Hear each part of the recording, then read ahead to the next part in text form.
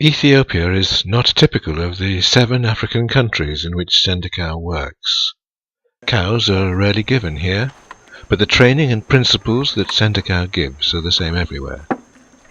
Sendikau approaches the poorest of those who work on the land, almost invariably women, encourages them to form groups of about 20 families, and teaches them what they will need to live a sustainable lifestyle. For many, self-respect is virtually all they have, and we do not erode this with charity.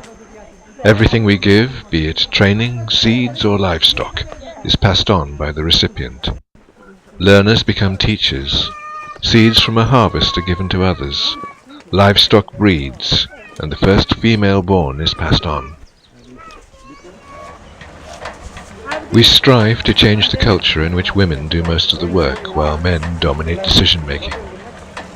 It is usually the women whom Sendikau empowers to pull the family out of poverty. We teach the group to share and care for each other, and we show them how they can avoid the moneylenders if they pay into a common fund, beginning often with less than a penny a week.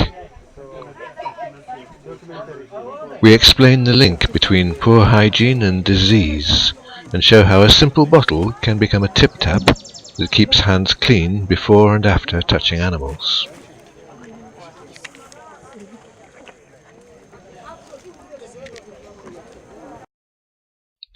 We show how sanitation might be primitive but can still be hygienic.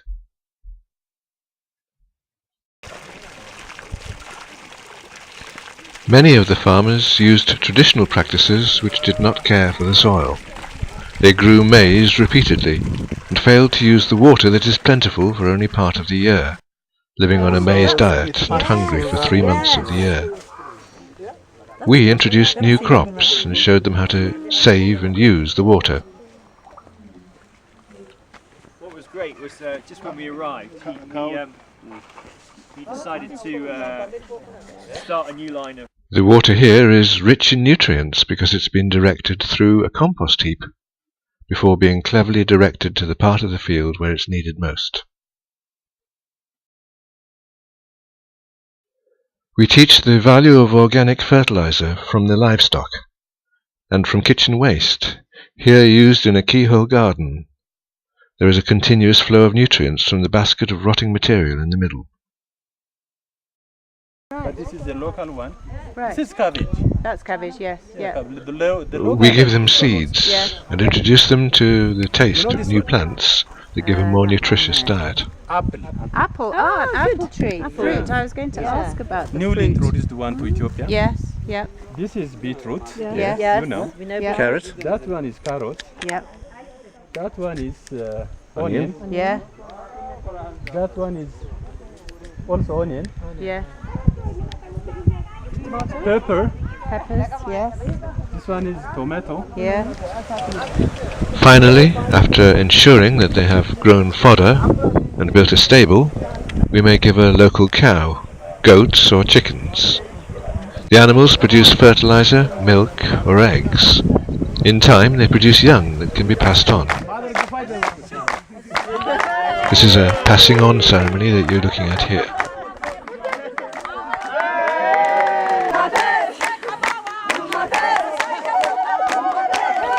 It is a time of great celebration, both for the giver, who often never believed they would ever be rich enough to give anything like this, and for the receiver, whose life is about to change.